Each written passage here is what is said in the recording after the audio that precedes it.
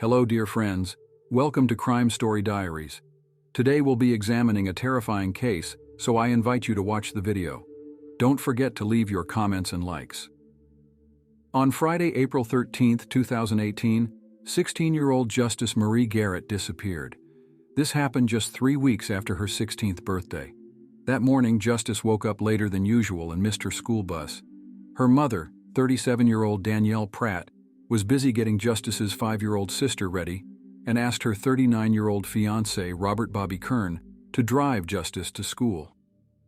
According to Danielle and Robert, they drove the girl together to Mount Dora High School, expecting her to return home later on the bus. When Justice didn't come home that day, her mother assumed she was with one of her many friends and wasn't initially worried. However, by the next morning, when Danielle still hadn't heard from her daughter, she began to get concerned and urgently called the police to report Justice missing. The police initially considered the possibility that Justice might have simply run away from home, even if just for the weekend. This assumption was based on the fact that the family had recently moved to Sorrento just a few months prior, and the girl had to change schools.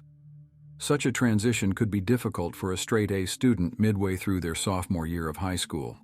Therefore, the police considered this typical teenage behavior and assumed the girl was likely spending the weekend with friends. Justice Marie Garrett was a 16-year-old student at Mount Dora High School. According to her friends and family, she was responsible and exceptionally mature for her age. Justice's mother claimed that her daughter had no reason to run away from home. In fact, the more people the police interviewed about Justice, the clearer it became that something serious must have happened, as everyone spoke only positively about the 16-year-old girl. Other friends assured investigators that she wasn't depressed, didn't take illicit substances, and wouldn't just run away, even though her mom moved her around frequently. The latter statement was true over the past few years. The family had moved several times for unknown reasons. However, in each school Justice attended, she left with a new group of devoted friends, most of whom she seemed to keep in touch with after leaving. The police definitely had their work cut out for them during the initial interviewing process, talking to literally dozens of teenagers about the missing girl. Soon, bizarre rumors had started circulating on social media. Among them were claims that Justice had been spotted sleeping in cemeteries or that she was being hidden at a friend's house after running away. All these rumors turned out to be falsehoods, spread with the goal of gaining attention. Those who loved Justice the most started arguing with those suspected of spreading misinformation, leading to at least one girl being suspended from school at that time. On April 18, 2018, 4 days after Justice's disappearance, her body was discovered in a wooded area off Gasline Road in DeLand, about 30 minutes' drive from Sorrento. The body was found by a longtime member of the Daytona Hash House Harriers, a running club based out of Daytona, Florida, who had been out for a game of hares and hounds that morning. When this particular runner took off into the woods to track the hare on the morning of April 18th, he had no earthly idea that what he would actually find that day was one of the most gruesome and heartbreaking crime scenes in DeLand's history. Justice's body was heavily decomposed, and there was ample evidence of animal activity, but it was clear from the state of her remains that she had been the victim of a brutal crime. The body was found about 10 feet off the jogging path, with the top half being mostly skeletal, and the bottom half and remaining clothing, such as pants left pulled down around the ankles as the officer mentioned, were later found to have been covered in bleach. I feel like I was turning this path and it was right up there in the woods. I smell something. Man, see, it's strong right here. You smell it? Right. Like, could we see it? How far off was it? I mean, I saw it. I was trying to fly. Oh, there it is. Yep. Found it. Am I right? Yeah. All right, we're 1097. It's confirmed. It appears to be a female. The top half is decomposed. The bottom half has pants on or shorts. They're pulled down around the legs. This video demonstrates the process of the police discovering the body.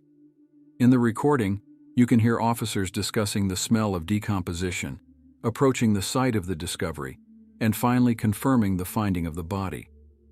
The officer describes the condition of the body, noting that the upper half is decomposed and the lower half has pants or shorts pulled down around the legs.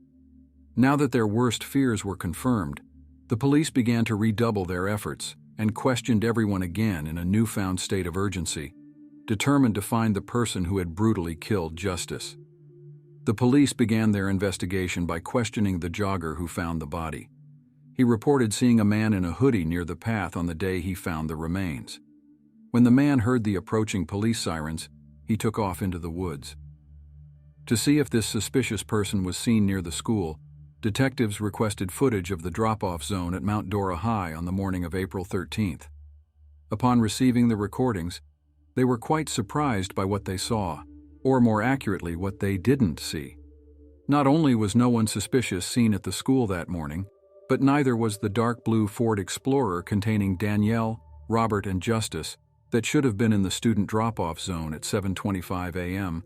Danielle and Robert both told investigators this was the time and vehicle in which they had dropped Justice off. Faced with the death of her daughter and increased pressure from police, on April 29th, Danielle finally cracked and admitted the truth to investigators. Danielle and her fiancé Robert hadn't taken Justice to school the morning she disappeared. Instead, Robert had dropped her off somewhere in Sorrento so she could meet a friend. Detectives demanded to know the name and location of the friend, and Robert had to admit that he didn't exactly know, stating that he only knew that it might have been a boy and that Justice had been asked to be dropped off and picked up later. Since Robert had a handyman job waiting for him up in Volusia County that day, he didn't press her for details, but instead complied with the teen's request. Wanting to be liked by your prospective spouse's children is a somewhat reasonable excuse for Robert to behave this way. But why would Danielle lie about being in the car that morning?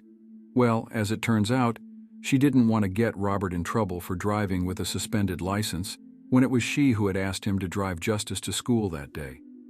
Now, understanding why the two had initially lied, investigators were invigorated by their new lead. If they could track down the friend Justice had been with, it was likely that he or she was the last person to have seen her alive. But there was one big problem. Neither Robert nor Danielle knew anything about this person. Desperate to discover who the friend was, police had no choice but to turn back to Justice's friends. It was here that they finally caught a break, when one friend mentioned a possible lead, a boy Justice may have been flirting with on Instagram. While it was true that Justice didn't have a boyfriend, according to her friends, she'd been commenting on and liking a boy's posts, and that they may have been on the verge of dating. The only problem was the friend also didn't know the boy's handle or his full name, so the police had to dig through Justice's social media account to find any contact she may have made through the platform, and what they found was disturbing. Direct messages that had been sent to the teen's Instagram during the weeks leading up to her death read as follows: "You're a cutie, how old are you? You got a BF. Talk to me beautiful. You don't like guys. I love your cover photo. God, you're sexy as hell." All the messages came from the same profile, one supposedly belonging to an 18-year-old muscle-bound young man living in the area. Though no one matching the photos had ever attended any of Justice's schools, or was recognized by anyone who knew her. Even though Justice herself never responded to any of these messages, detectives felt confident that the owner of this Instagram account was the key to solving this case. And as it turns out, they were right. However, not in the way anyone could have possibly imagined. Upon obtaining the information to trace the account back to the phone it was linked to, investigators finally learned the shocking truth. The phone didn't belong to an 18-year-old besotted schoolboy at all. It belonged to a middle-aged man by the name of Robert Bobby Kern. That's right, it was the loving stepfather. Police wasted no time tracking him down and confronting him with this new development. It was here the loving, almost stepfather facade broke down entirely, and Robert was no longer willing to cooperate with investigators.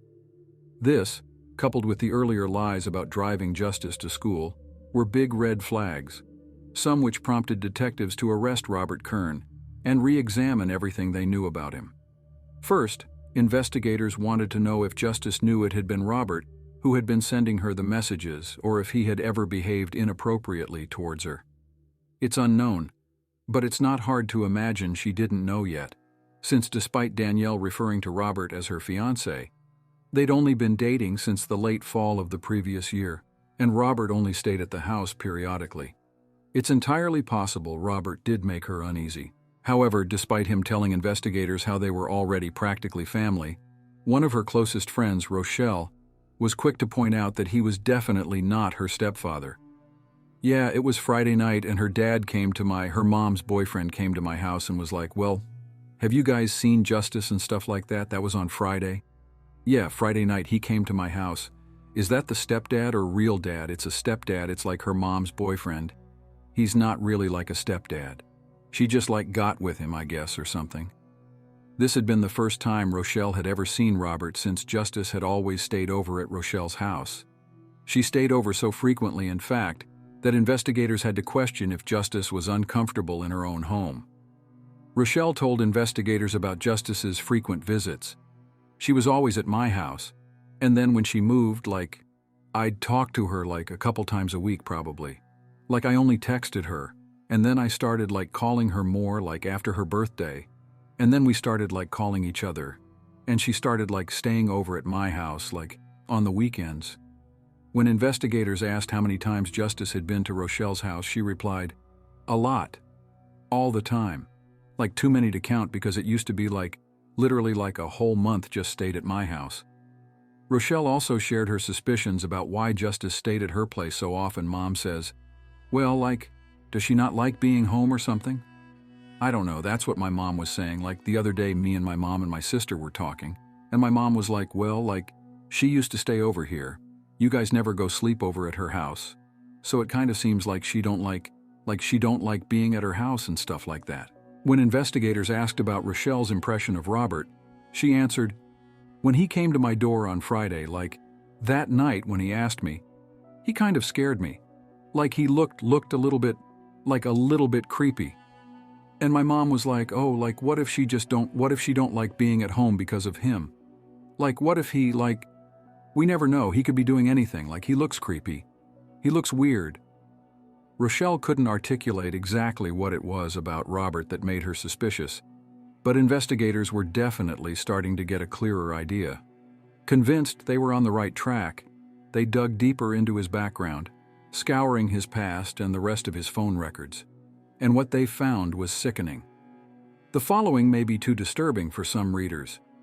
It turns out that Robert did have a criminal record, including 2 counts of burglary from the early 2000s, but it was his internet search history that proved the most damning.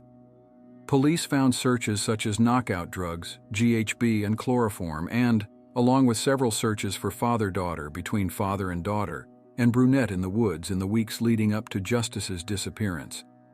In addition, the location of Robert's phone matched Justice's for the entire morning, showing that instead of driving the teen to school, Robert had driven them both straight to the woods in DeLand, where the phone stayed stationary for over an hour in the location where Justice's remains were later found. It was during this stationary period, a time Robert originally claimed he'd been working a handyman job in Volusia County, that investigators believe he dragged the teen from the car into the woods, then proceeded to brutally assault and murder her. The medical examiner later testified that the cause of death was most likely strangulation, though this couldn't be definitively proven since a key neck bone was missing from the body at the time of discovery. In addition to her pants being pulled down around her ankles and drenched in bleach, Justice's sweatshirt and bra were found pushed up around her neck, and her nose had been violently broken shortly before her death. The state of Justice's clothing and Robert's search history leave little question as to motive, though we will probably never know for certain, as Robert never testified. The defense didn't call a single witness to the stand, but that may have been due to the overwhelming amount of evidence stacked against him. In addition to the plethora of lies Robert had told investigators, and the information gathered from his phone, bits of plant matter from the exact area Justice's remains were found were located in his car after he stated he had never been to the area. Danielle later testified at trial saying Robert had convinced her not to call the police when Justice first appeared to have gone missing. In one final twist, investigators discovered that on April 16th, Robert's phone pinged at the location of the murder for a short period of time. It's believed that this was when he dumped bleach over Justice's remains in an effort to further cover his tracks. As stated by the prosecutors in the case against Robert, Justice Marie Garrett was entirely a victim of circumstances. Those who loved her will remember her for the beautiful and kind soul she was, and the lives she brightened along the way. It took the jury only 30 minutes to find Robert Kern Jr. guilty, and he was subsequently sentenced to life in prison, with an additional 5 years for tampering with evidence. During the trial, the turbulent criminal past of the accused was revealed. Robert was first arrested in May 2019 in New York State on fraud charges. Since May 2019, he had been held in Volusia County Jail without the possibility of bail. It was proven that he first broke the law in 1999, committing a burglary for which he received 18 months in prison. 3 years later, he committed another burglary, for which he served 1 year. All of Robert's testimonies turned out to be lies. He claimed he had dropped Justis off near the school early in the morning, and also said he worked as a carpenter. However, both of these statements were disproven. After the deception was uncovered, Robert began to invent other excuses. But all of this was lies designed to confuse investigators. The investigators were able to accurately track the movements of the perpetrator and his victim, matching all time intervals. His mobile phone and correspondence allowed them to conclude that he had been preparing for this crime for a long time. The prosecution believed that the girl had no chance of survival from the very beginning, as Robert had planned the murder. Particles of vegetation from the area where the body was found were detected in the criminal's car, despite his claim that he had never been to that area. However, he had been there at least twice.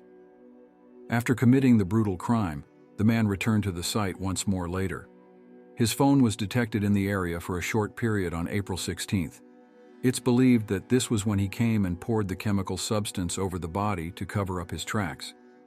And it was at this moment that he was seen by the jogger, who later found the body. At the time of committing the crime, the accused was 43 years old. The prosecution tried to prove that his attack was of a sexual nature. He had kidnapped the teenager deliberately to rape and brutally murder her. The defendant had long felt an attraction to Justis, but she had avoided him in every way possible, rarely appearing at home. And Robert didn't give up trying to take advantage of her, and one day the right moment came, and he finally achieved his goal, brutally taking the life of 16-year-old Justis. The case of Justice Marie Garrett deeply shocked the community. It showed how important it is to be vigilant about potential threats, even from those who seem close and trusted. For law enforcement, this case became a lesson in the importance of thoroughly checking all testimonies and quickly responding to the disappearance of teenagers, even if it initially seems that it might be a typical case of running away from home. Justices. Tragic fate reminds us of the need for open communication between parents and children, especially regarding their relationships and feelings of safety at home. Her story also underscores the importance of caution on social media and attention to unusual behavior of close people. The memory of Justice Marie Garrett lives on in the hearts of those who knew her. She was described as a bright, kind soul who positively impacted the lives of those around her. The tragic loss of such a young person is a painful reminder of the need to protect the most vulnerable members of our society. This case also highlights the importance of technology in solving modern crimes. Data from mobile phones, internet search history, and social media activity played a key role in uncovering the truth about what happened to Justis. Ultimately, the conviction of Robert Kern Jr. brought a certain sense of justice, but nothing can compensate for the loss of a young life. This case remains a stark reminder of the dark sides of human nature and the need for constant vigilance to protect the most vulnerable members of our society. Traditionally, thank you for watching and remind you that it would be great if you support the video by liking and subscribing to the channel.